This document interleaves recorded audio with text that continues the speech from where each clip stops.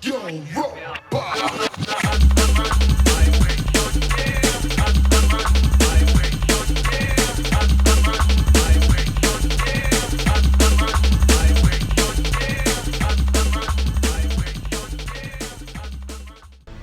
Hello and welcome to a video I thought I'd put together on Elden Ring after going through Twitter over the last 24 hours since the game launched and seeing how many new players are struggling with the start of the game, what direction to go in, what to do at the very start, and just a few hints and tips if you're brand new to Dark Souls or Soulsborne type games. Just thought I'd help out because a lot of people, I don't want people trying it for the first time and finding the systems complicated or not explained well enough by the game and then falling to the wayside. We want as many people playing this game as possible because Soulsborne games rock basically. So first off then we're going to pick new game and then we're going to get presented with the classes. Okay, so Vagabond is a good start for a strength based melee character. They're all good characters, so you pick what you want basically. There's no right or wrong answer to this, and people's play styles will be different. But if you're gonna ask for my advice, don't pick Wretch. I tried it first off, and to be honest with you, I did Wretch on Dark Souls 2 and I struggled on this game because with it being open world and not knowing where to go, I was just running around in my pants for ages. It was quite boring. Didn't make for a good Let's Play series. So if you want to go magic, Astrologer is full on magic. Bandit is a bit sneaky.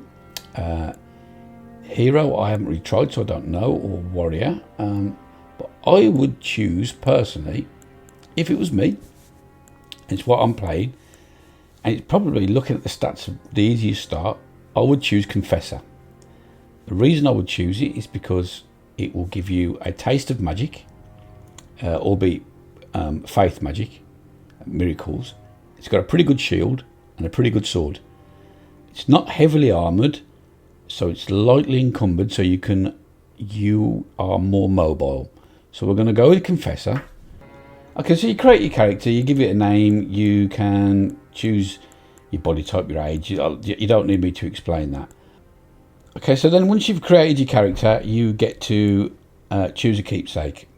There's several different ones. Personally, I would stick to, if it's your first time, either Crimson Amber Medallion or the Golden Seed. The Amber Medallion will give you extra hit points and the Golden Seed will give you an extra charge on your Estus Flask, which I'll explain when we get to the open world. So we're going to pick that. Okay, so after an amazing cutscene and you've run across a bridge and got beat by a boss that you're not supposed to beat, don't worry about that, you'll end up here. And you'll get given a flask of Crimson Tears, that is your healing flask. And a flask of Cerulean Tears, and that is your magic point or focus point top up. Okay, so you find yourself in this spot here. That door is the way through. But don't sleep on the fact that you can drop down here. A lot of people, new players, have missed this. You can drop down there, and you drop down here, and this is your tutorial dungeon that teaches you how to play the game. So, first off, you will come across a site of grace. Right, these are your checkpoints.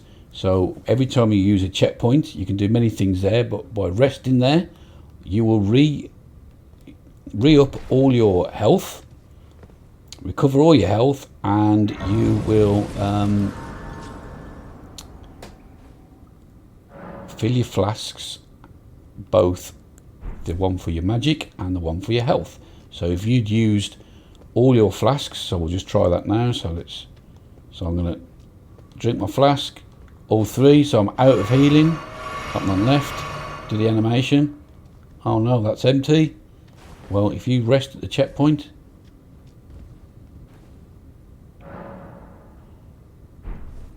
you get all three back, bottom left hand corner. Sweet.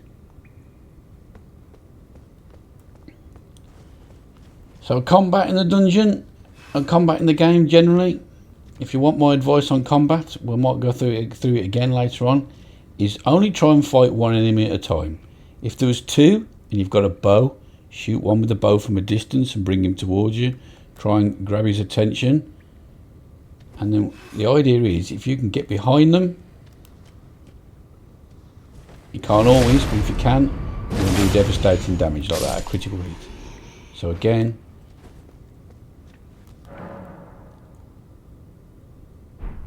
just keep your shield up, circle round him. There's many ways of playing the game, you can roll through it.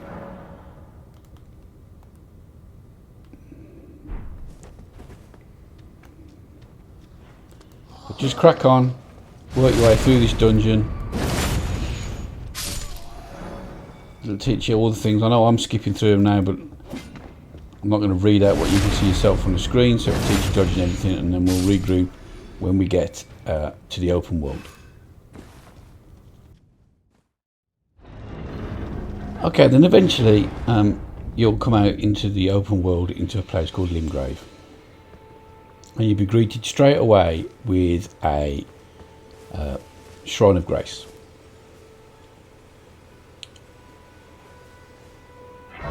So we want to touch that and go. But not only that, we want a Site of Grace, not a shrine. And then you want to make sure you rest at this point, like that. Touching it is one thing. Do it again, make sure you rest and you see your character sat down. That's super important for the next thing I'm going to show you. Okay, now you'll talk to this fella and he'll tell you that you are maidenless, which is what we're going to sort out next.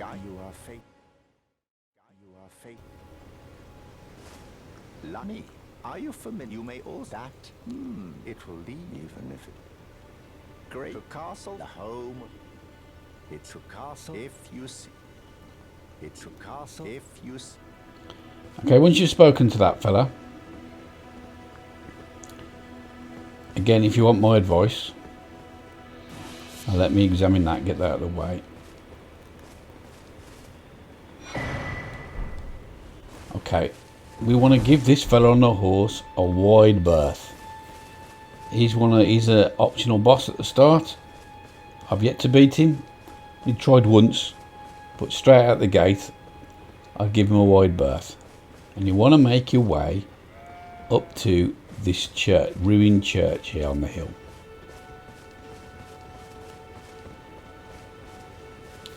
So just avoid the boss, make your way up to this place here. You know you'll get there when you find a merchant that looks like he's murdered and robbed Santa Claus. And then you want to rest at this Site of Grace. Touching it's one thing again, remember, but you want to be resting there.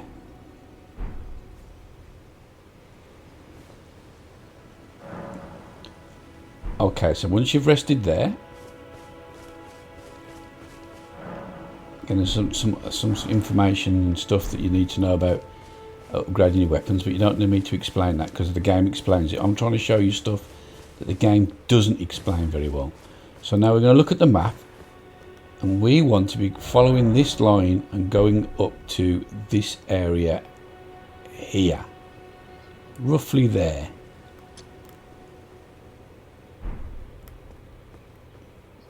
So I'll start heading that way, and you can join me when you get there. So you know you're going the right way as you head through these trees. So head through the trees, keep those cliffs on your left hand side. Ah, there's a little tip there. If you see those skulls that are glowing, you can smash them and pick up a golden rune, which you can consume for more runes. Now runes, we haven't gone over, so we'll do it now quickly, are the currency of the game that you get every time you kill an enemy. In the bottom right hand corner you can see I've got 657. You can use those at merchants, and most of all you use them for leveling up, which is what we want to open up straight away. So you're going to come to this camp, this soldiers encampment here. Now, before we decide we're going to take it on and loot the place, we are going to hug the cliff line and make a run over to, you can see that blue thing, that was my beacon that I put in, roughly the right spot, and we want to rest again at this site of grace. And this will bring the maiden, which means you can now level up.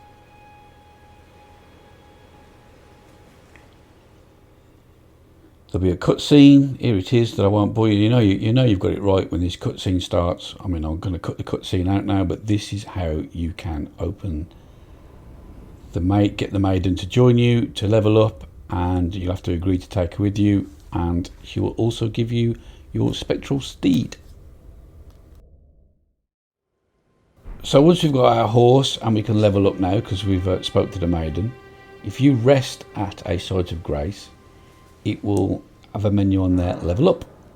If you press that, I mean, I can't do it at the moment because we haven't got enough runes, but it says in the top left hand corner, runes held 637 and runes needed 829. So once I've got 829 runes, I can add them to any of these stats down here that I want, which will do various things. As a confessor, we obviously want faith for our spells. That's why it's the highest thing, the highest stat on there. We want mind, will give us extra mana. Vigor will give us extra health. Endurance will give us maybe a bigger endurance bar so we can block more and roll more. And we want strength for our right hand weapon damage or sword damage. Obviously arcane does spells, dex for your bows, depending on what sort of character you've got. Okay, now my next tip then is make sure it's of an evening. So to do that, we'll just pass time until nightfall.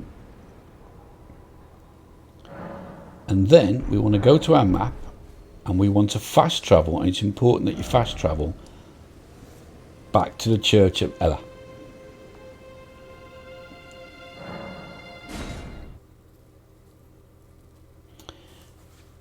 By fast travelling back here, this NPC will appear.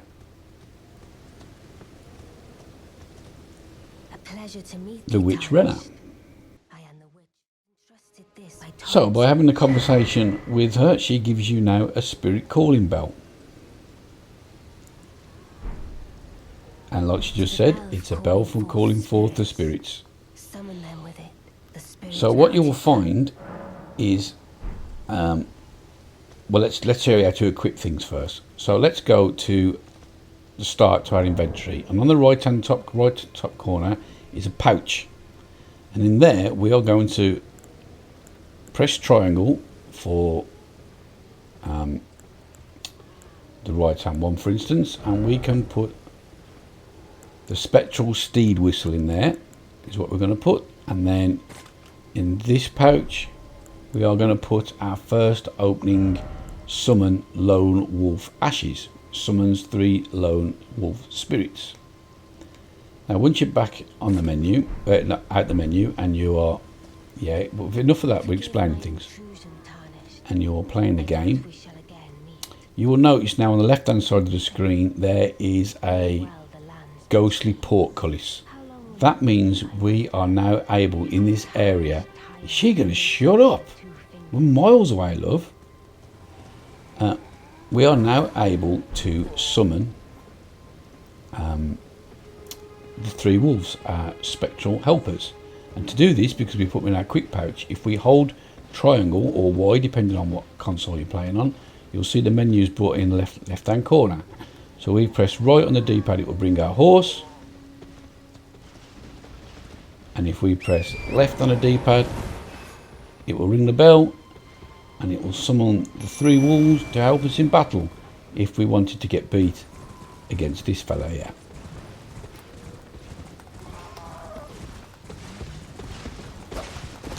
You can see the wolves will come in and help. They'll make a great distraction, if nothing else, If they don't do a load of damage, I mean, I've just got ripped there because I just stood there. But they work as a great distraction and will help immensely in the boss fights and other areas where you can call forth spirits to help you out. Now, we died there. So, you will notice now in the bottom right hand corner, we have now lost our runes. We needed 800 to level up. We had 600. We've got none. So, if you notice on the compass, it does explain this. Our runes are on the map. So what we need to do is we need to recover those runes, and this is the game loop. We need to recover those. Now we've got our 657, whatever it was, yeah, 657 runes back. If we'd have died on the way to collect those though, we'd have lost them forever. We'd have started again at 0, and we'd have had to work our way up to get some to level up. Okay, well, we've come back to the gate and the encampment that we saw just to explain another couple of things. So, because we took that seed, and we haven't shown the fact that we can add charge to flask. So every time you find a golden seed, we add it to the flask. And we'll now see that instead of 3 flasks, we've got 4 flasks. Now, as far as combat goes, like I said before, we'll do a bit now. Try and take out one enemy at a time. Try and sneak up on them if you can.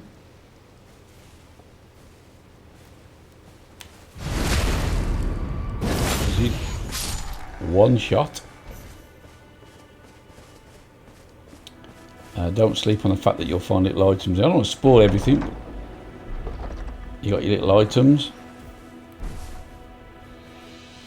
which is an interesting item, so I'm glad I picked that up so we can show that now. So we've just picked up a new sword and we want to equip it. But it's got a red cross on it because it shows in the middle of the screen there's a red number 16. Strength 16. We can't wield that sword yet. We need strength 16 before we can wield it. So we need to level up quite a few levels to be able to wield such a weapon. It might be a great weapon, it might be a rubbish weapon. We don't know till we try it, but that's how the weapons work. Some of them will need dex. Other items will need faith, intelligence, arcane.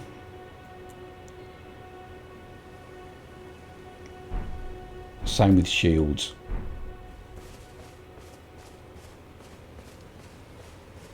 So all we're going to do is stealth our way around.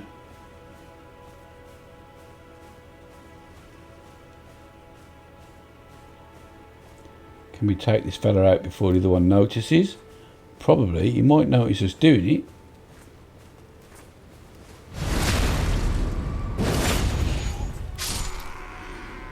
The quickest way to die in this game is to get surrounded by enemies. So we want to take 1 or 2, no more than 2 at a time if we can help it.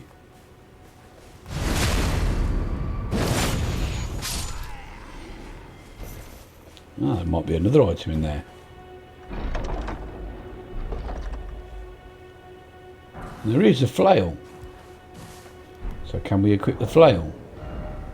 No, what do we need there? We need dex for the flail. 18 dex.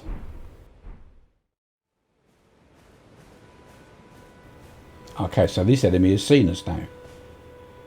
He's seen something. He doesn't know he's seen us. So he's on alert.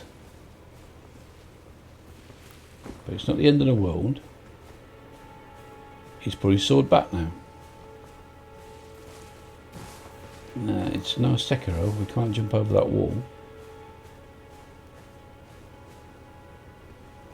These that have just walked over are messages that people have left in the game. Be wary of dog. Some of them will be helpful. Some people write absolute rubbish on there that's not helpful whatsoever. So we'll try and track this fella out.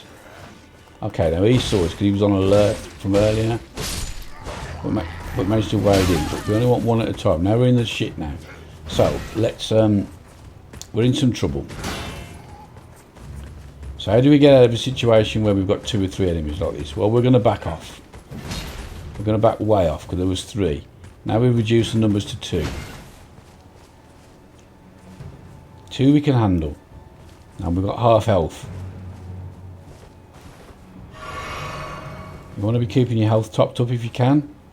Right, now we've drawn 1. Now we're going to make him, try and bait him into a mistake. That's his mistake. A heavy attack. We can get in quick. Job's a good one. You can't just wade in. It's got to be patience. So here we go again. What's his attack going to be? Thrust. So we know he thrusts. We know he keeps his shield up. And then he thrusts from behind his shield. So we want that big thrust again. Or, there we go, we want that one. Maybe we can get a hit in before he gets his shield back up. Back off. Another way of taking him out maybe is to circle behind him. Wait for him to make a mistake with a thrust from behind his shield. We blocked it. We blocked it again. There's his mistake. We get behind him. If you go wading in, bish, bosh, all the time, trying to beat all the enemies, like you're playing a hack and slash, it will be your end, I'm afraid. That's not quite how the combat works in a Soulsborne game. It takes a while to learn, that is all. It's not that nobody... These games are not as difficult as some people will try and make them out to be. They will like to tell you they're difficult because they can do them, because it makes them look clever. They're not that difficult. It's just... It's not that you don't have the ability to do it. You might not have the knowledge to do it straight away. It's just about patience. Now we've drawn probably the hardest enemy in the area. So let's see how we can go about taking this fella on. Okay, so he's got some nasty attacks that we're having to block. Now he's reduced our stamina completely. We were vulnerable there for an attack. Could have wiped us out with that, but we just about got away with it. So we need to find his weakness. Okay, that's our weakness. That's probably the one. He's pretty shielded away. Can we get round the back of him? Circle him again. This isn't going to work with every enemy, but it'll work with a few. So we just want to keep our shield up.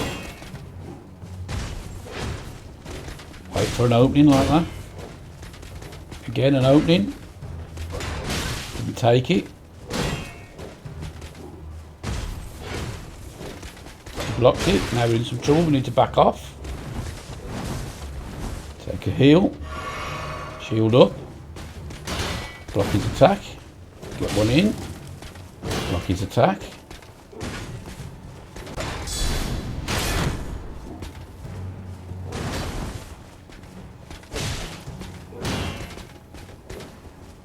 You just got to learn his patterns. See where he's vulnerable like that.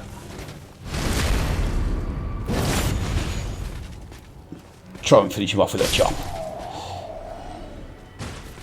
So as I was saying as well, it's not just before we got interrupted by that fella, it's not that you're not good enough. Don't think these games are too hard for you, or you've seen things on Twitter or people that you know telling you it's too hard for you. It's just gaining the knowledge, getting the rhythm of the game, the fact that you can't just wade in, learning to roll, learning to dodge. I mean, that's sending me dizzy, but trying to bait him into a mistake. He's trying to use his trumpet to call for help. And that might have cleaned out the camp, to be honest. No, there's another fella here, so what we're going to do now is we're going to show the... Let's call in some help, because we can in this area. And you'll see that they're a great distraction, so when you're fighting a boss or fighting an enemy, you're outnumbered, and that portcullis is on the left hand side of the screen, you can call in some help. bring the spectres in. Let's try and get the spectres involved. So here they come. So you're in some trouble. Not anymore. He's distracted. I think there's 2 more enemies over here. Oh, the jump really is not as good as you think it's going to be. Okay, so there's his mistake, that overhand swipe that we saw earlier. And my mistake there was not noticing the other fella.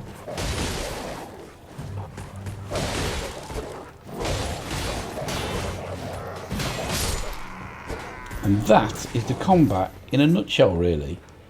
I mean, when you're fighting bosses, yes, it's a lot more difficult. They're a lot bigger. They hit a lot harder. But the same tactics, and just learning his pattern, waiting for him to make a mistake. It might be a big troll with a big overhand. In fact, let's go and fight one. Let's go fight a boss.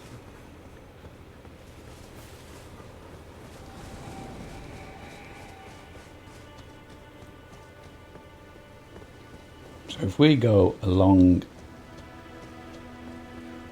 this cliff, we'll come to a little cave. Well, there will be a site of grace. Now we're going to rest here, and we're going to level up because we've got the souls to do it, because we just beat all those enemies. I'm going to put 1 in faith. I'm going to put 1 in strength.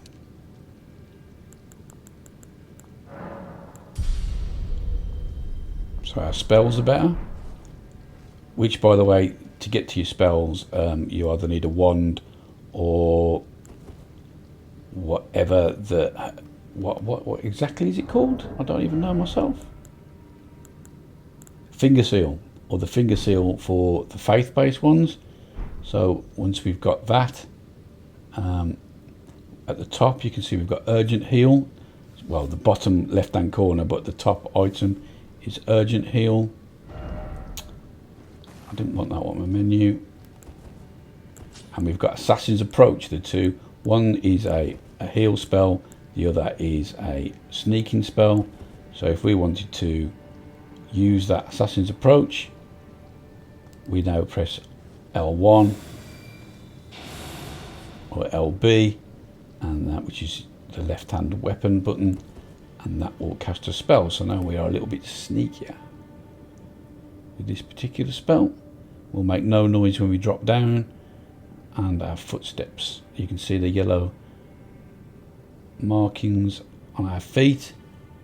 Okay, that spell's run out now because they've gone. So we'll kill that wolf. We'll ignore the other wolves for now because we want to show the boss. So we come down here and you come across the mist. When you traverse the mist, you can't go back out until you beat the boss. So with the boss, okay, so we know he's got a double swipe, 2, and a big overhand, and then he follows up with a sweep. 1, 2. There we go again, an overhand, and then there'll be a sweep. There we go. So we've learnt that already. And I did not know that. I have beat this boss, but I hadn't really learnt his pattern until just by watching him. We know that that's coming. So 1, 2. That's one of his attacks. Okay, here's another. There we go. Oh no, that's another one. And a sweep, and then a big bosh, and then there's an opportunity there, but we need to get out quick. You can't be greedy. You've got to be in and out. Right. So he's got a bit of a thrust, but what we want is one of those overhand ones.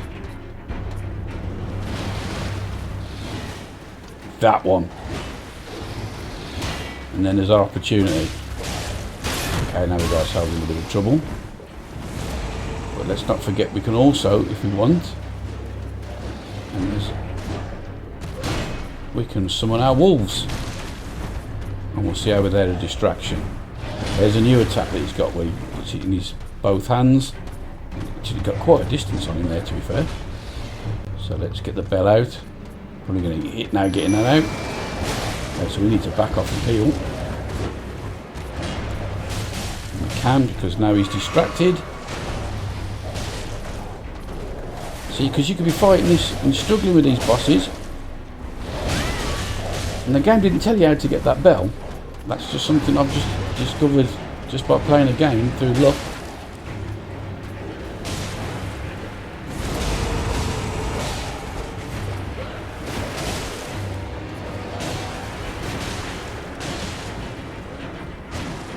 I mean, to be fair, the wolves are doing great work here.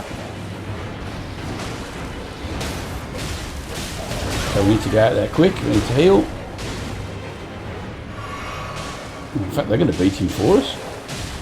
Well, we need to get the last blow in, there we go.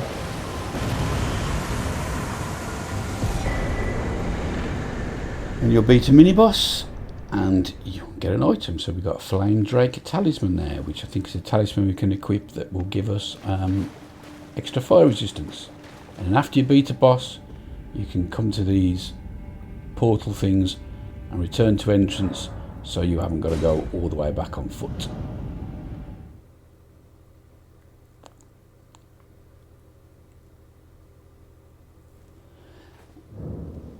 So there we have it. There are a few tips to get you started on your journey in Elden Ring as a Tarnished. I hope it's been helpful. I've tried not to be too spoilerific. It's only the first few minutes of the game. The whole video only took me 40 minutes. So after that, you're free to go on and explore. So I really hope that's helped. If it has, please leave a like. It really does help out the channel. Subscribe if you want more gameplay and more hints and tips as we go. This is where you'll find me on Twitch, although to be fair, I rarely stream these days. This is where you'll find me on Twitter, where we talk all things video games. And until next time, ta-ra a bit.